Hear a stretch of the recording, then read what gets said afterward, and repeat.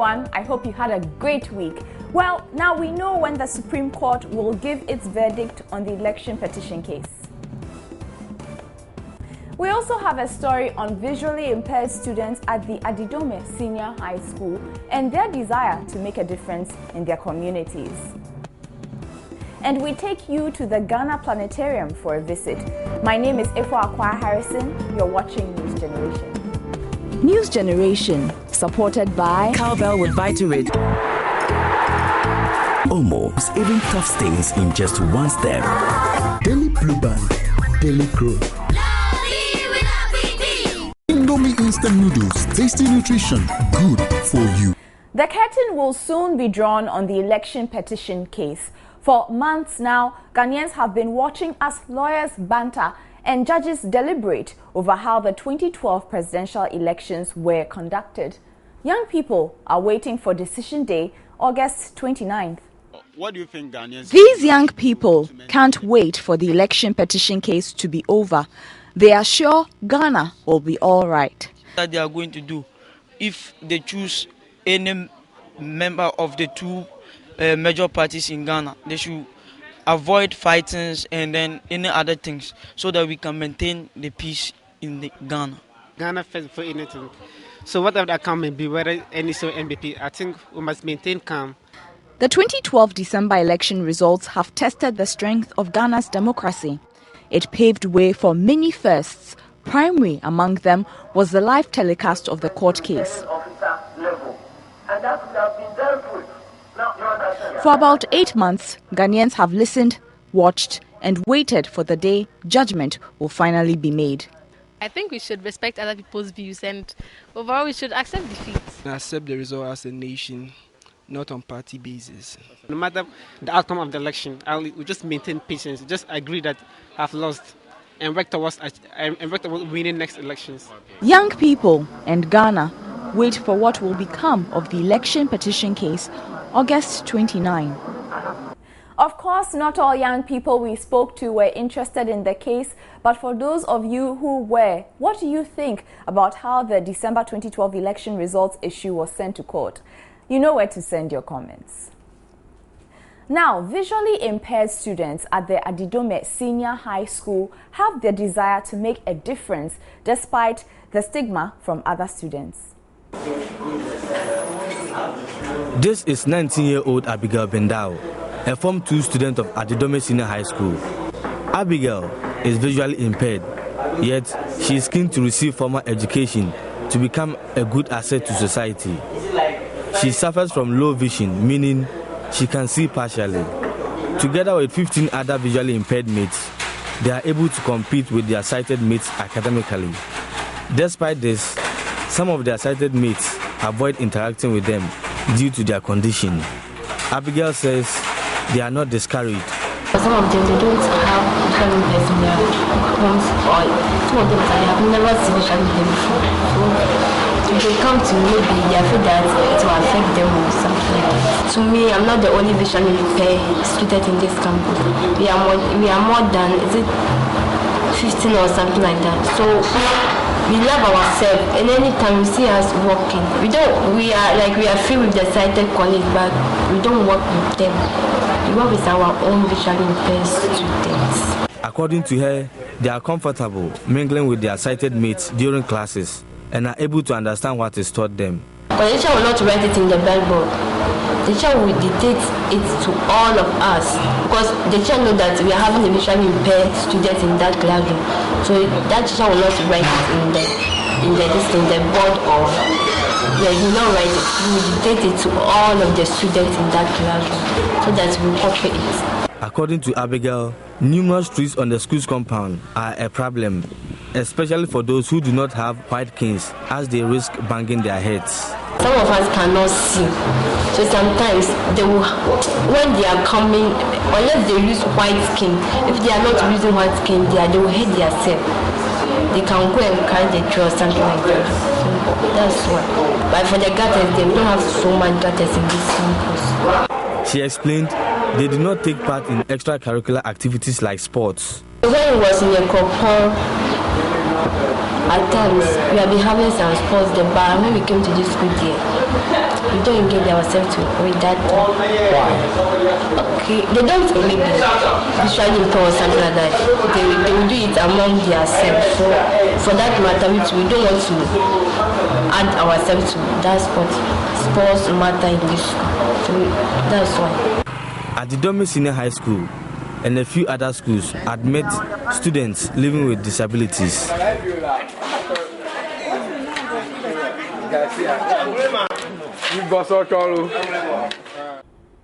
That was a story on visually impaired students at the Adidome Senior High School. Now let's catch up with other stories which made the headlines. Ghana's oil industry is expected to rake in $20 billion in investment in the next 5 years, according to the Energy and Petroleum Minister Emmanuel Kofi Amabua. The Energy Minister says it is important for Ghana to put its house in order to maximize benefits from the development of oil wells and other investments in the sector. About 500 residents have been displaced in the Upper West Regional Capital, Wa, after torrential rains hit the area. Joy News correspondent Rafiq Salim says the downpour destroyed property worth millions. Residents, who are mostly farmers, were expecting rains to aid crop growth, but the rains has come at a high cost, also destroying roads. Fans of sensational hip-life artist Kwabena Otredako, popularly known as Obrafo, should prepare for a born-again musician as he hints a parting way with secular music in December. The rap Sofo, who has been on a hiatus for the past 3 years, has disclosed that he is preparing to release a new album in December. Obrafo says the album, Obrafofo, A New Life or A New Beginning, will close the chapter of his secular music career. Time now to find out what's up with Adelaide. Wait, I shall say. Wait, I say zebra crossing will be tracked. Yeah, no U-turn. No way. Now, the Minister for Transport, Jifa Atibo, on Tuesday at the Meet the Press said that before you can acquire a driver's license, you should at least have a JHS certificate. So what's up with all of that? I think it's a good idea because illiterate people cannot read road signs, and the road signs are helping in showing directions and also like where the traffic lights and where people are also passing. So if you do not know how to read, you'll be driving recklessly and it could cause accidents. I think that it's a good idea because if illiterates keep on driving on the road, it increases accidents, and by the time we realize it can be only 3 or 4 people in Ghana. Because people who are illiterate may be skilled in driving, and people who are not illiterate may not be skilled in driving. I said that if someone who is illiterate is driving and has been to school before, when he's involved in a car accident, a road accident, when he's being taken to court, it's easier to judge than judging someone who hasn't been to school before.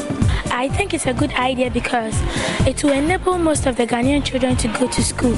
Because because there is lack of education, most of the Ghanaian children sell outside, and because of this issue, it will make them know the importance of education. Your views on WhatsApp. Time now to take a break. We'll be right back.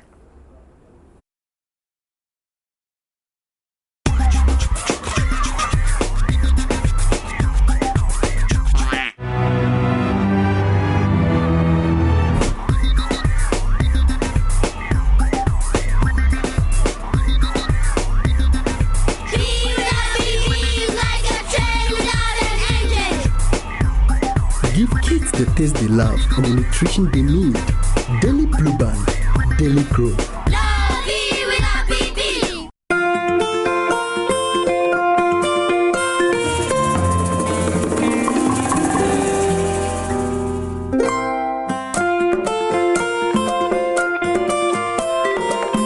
Sometimes a stained t-shirt can make you the happiest man.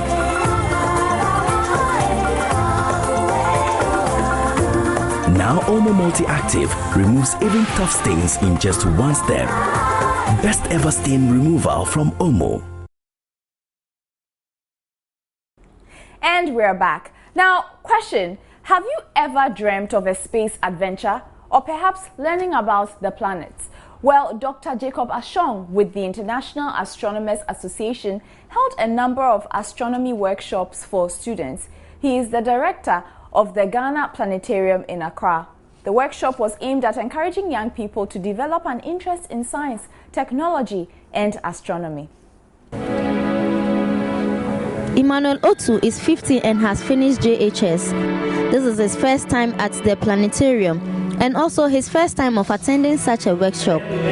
Emmanuel wants to be an engineer and he believes the workshop will help in his studies. Through this workshop, you see, most of the things that were developed through astronomy, you have to develop new systems to communicate while in space.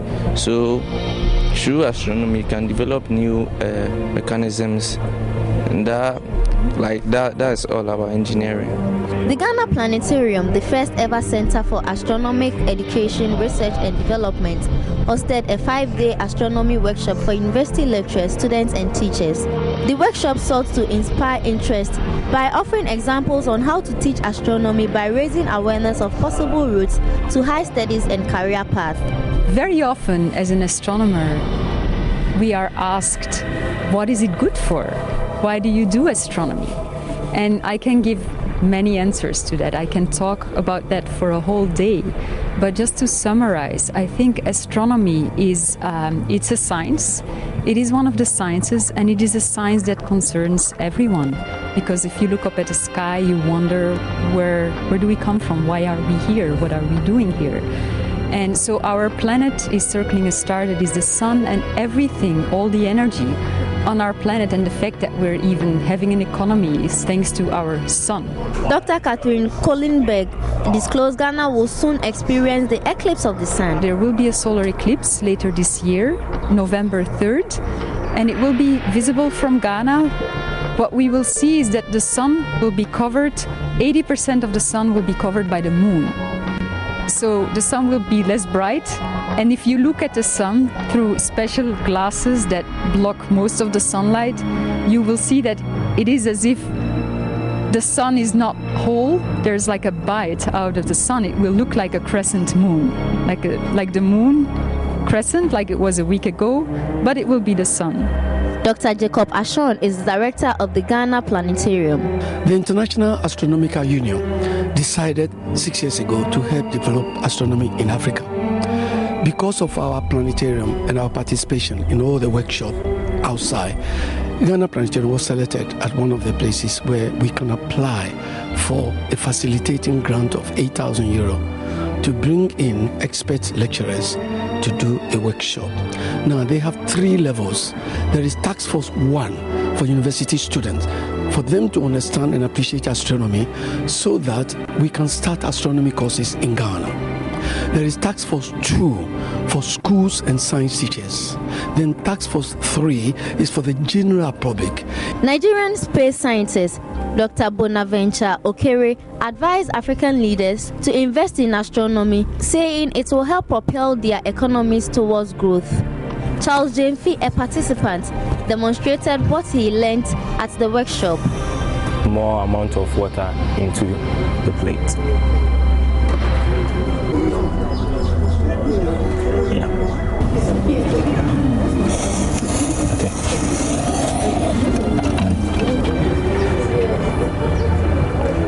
And then there you can see the water is sucked up into the glass. It's all scientific. It's never a magic, it's science.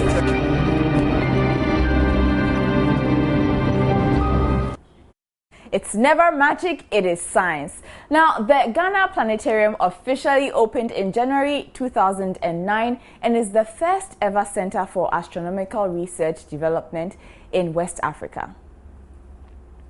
Now, how would you solve the issue of illegal settlements in your area?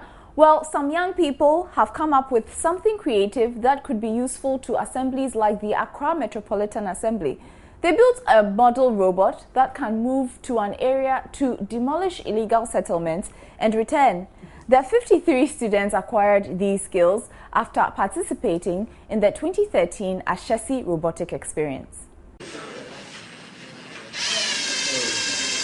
The Ashesi Robotic Experience is a platform to inspire young people to use science to solve everyday societal problems.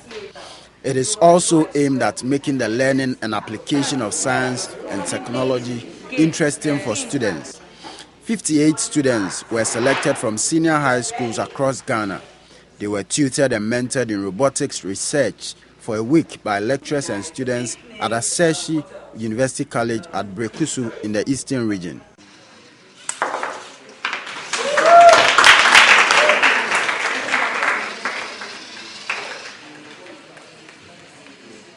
The students competed in the final challenge, which involved the AMA Robot Challenge.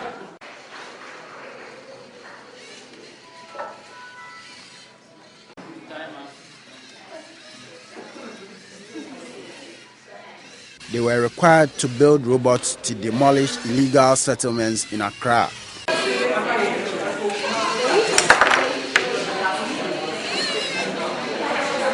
Team Leak came first after about 60 minutes of intense contest. 12 got 95 points.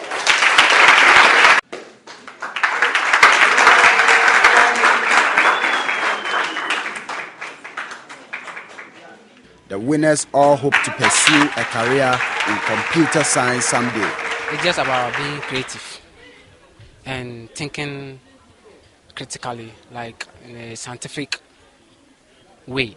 I think I'm really excited because in our school we don't do NXT bricks and other things like that. So I didn't have an idea at first of what to do. And then we try and work together and we find out that we win. The ARX 2013 competition has taught us a lot. I personally have learned to observe little things from our environment, the little problems we face, and then come up with simple solutions for them. Facilitator of the 2013 Ashesi Robotic Experience highlights the essence of the training. We want to expose them to computer science and computer engineering and get them thinking about some of the exciting things they could do with their careers if they go into these areas. President of Ashesi University College, Dr. Patrick Awua, is optimistic about the future of Ashesi Robotic Experience. We will continue to expand it and try to reach out to as many students as we can. And really serve as a resource also for the high school system. You know, we're very much interested in making an impact and leaving a lasting impact in the community in which we operate. Most participants hope to use the skills they acquired to champion change in their various communities. It's now time for sports, and we will tell you all about Ignatius Geysa, Janet Amponsa, and there's something about tennis and parachuting as well. Former Ghanaian long jumper Ignatius Geysa won silver medal for his newly adopted country, the Netherlands, at the World Athletics Championships in Moscow. Geysa, who switched nationality less than a month ago because of lack of support from authorities, jumped 8.29 meters. Geysa's switch of nationality denied Ghana the chance of winning a medal at the Global Showpiece event. Ghana's sole representative at the 14th IAAF World Athletics Championships, Janet Amponsa, could not progress to the semi-finals of the women's 200 meters event in Moscow. The Ghanaian sprinter placed 7th in the heat 1 of the 200 meters with a time of 24.07 seconds. Janet's early exit from the World Championship will raise questions as to the kind of investment that is made into athletics. Marion Bartoli has announced she is quitting tennis at the age of 28, a little over a month after winning her first and now probably last Grand Slam title at Wimbledon. The French tennis player, who is ranked 7th in the world, said she was taking the decision with immediate effect because of persistent injuries. She made the announcement at a media conference following her defeat by Simona Halep at the Western and Southern Open in Cincinnati. The stuntman who parachuted into the London 2012 opening ceremony as James Bond has been killed in an accident. Mark Sutton, 42, from Surrey, died while wingsuit flying near Martigny, Switzerland on Wednesday. Sutton, a former army officer, jumped from a helicopter flying at 3,300 meters with a fellow wingsuit flyer.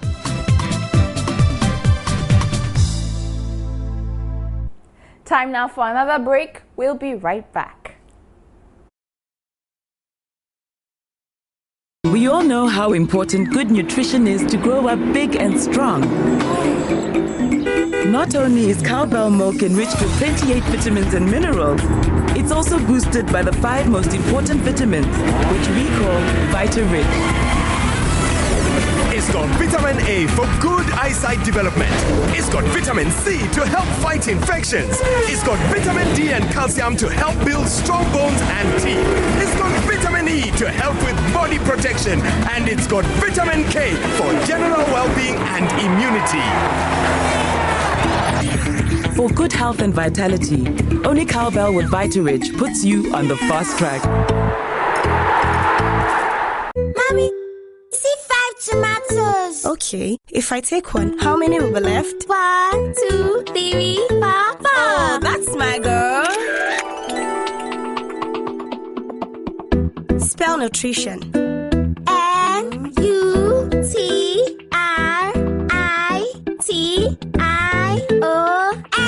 That's my girl. Will you spell nutrition? Yeah, N-U-T-R-I-T-I-O-N.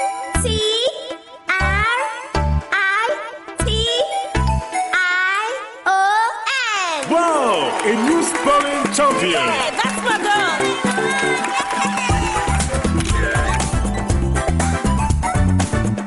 There's no mom like you, no noodles like Indomie. That's why caring mothers trust Indomie to give their best to their family. That's my mom. Indomie instant noodles, tasty nutrition, good for you.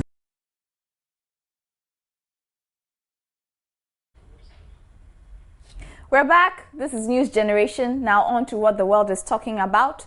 We're back to Egypt as the country has declared a month-long state of emergency after hundreds of people were killed when security forces stormed protest camps in Cairo.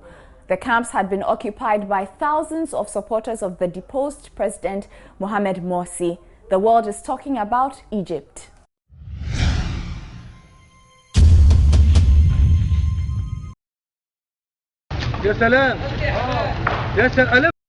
Wednesday, August 14th, Egypt made global headlines again.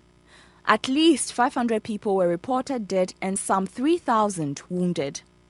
Violence began when Egyptian security forces stormed 2 makeshift camps to clear out protesters in what has been described as the worst day since the 2011 revolution. The camps had been occupied by thousands of supporters of the deposed President Mohamed Morsi, calling for his reinstatement. 3 churches were attacked, especially in an area with a large number of Coptic Christian residents. Supporters of Mohamed Morsi have been occupying the Nada Square and the Rabah al-Dawiya Mosque since he was overthrown on July 3rd. Security forces are now in control of the 2 camps, and police have arrested key members of the Muslim Brotherhood, the group behind the protests. They can agree to end it and make arrangements with the president or people to end the protest, because killing people is not very good. I don't think protesters should be killed. They can be sent away by tear gas or something like that, but they should not be killed. And Egypt, the Muslim Brotherhood and all the stuff is happening there right now. I think they should negotiate, and the 2 parties should sign a bond that there should be no war or anything like that. Maybe those lives still have better future for the proper development of the country. Vice President Mohamed El Baradei announced his resignation from the interim government in the wake of the violence, saying he cannot continue shouldering responsibility for decisions he does not agree with. There has been strong international reaction to the storming of the camps, with many world leaders urging Egypt to show restraint and protect civilians. A month-long state of emergency has been declared. The state of emergency law was in place in Egypt from 1967 to 2012 during the reign of Hosni Mubarak, banning unauthorized assembly, restricting freedom of speech, and allowing police to jail people indefinitely. They are actually, spoiling all their properties and actually reducing their population. So I think the best thing to do is maybe negotiate with the opponents of whoever is fighting. They should either negotiate or reconcile with each other, to make everything. Because if you don't live in peaceful ways, I don't think any investor or anyone who wants to invest in Africa could do so. There are lots of ways to address conflicts. There could be negotiations. They should have used the negotiations way because the future leaders depend on these people. So they should have negotiated rather than protested on the streets. Everyone has problems, but there should have been matured ways of handling it. Will Egypt put an end to the cycle of violence and resume a process of national dialogue and reconciliation? The world is closely watching Egypt. As usual, we have international news round coming up now. A study has found that using Facebook can reduce young adults' sense of well-being and satisfaction with life. Checking Facebook made people feel worse about both issues, and the more they browsed, the worse they felt. The University of Michigan research study, which tracked participants for 2 weeks, adds to a growing body of research saying Facebook can have negative psychological consequences. Scientists in America are claiming a big breakthrough. They say they can see signs of dyslexia in young children using brain scans. Researchers scanned the brains of a group of young children aged around 4 and 5 years old and found differences in how parts of their brains work. Around 1 in 10 people in the UK has dyslexia, which can affect the way a person sees, hears and understands words and letters. It's quite common, but nobody really knows what causes the condition. Scientists in the US have discovered a new animal living in the cloud forest of Colombia and Ecuador, South America. It has been named Olenguito and is the first new species of carnivore to be identified in the Western Hemisphere in 35 years. Scientists say it's really rare to discover a new mammal these days. So that's all we have time for this week. Remember to keep your comments coming on our Facebook page. It's facebook.com/newsgenerationgh. Also find us on our website, newsgenerationgh.com. Have a good rest of the weekend. News Generation, supported by Cowbell with Vitarid. Almost even tough stains in just one step. Daily Blue Band, Daily Grow. Indomie instant noodles, tasty nutrition, good for you.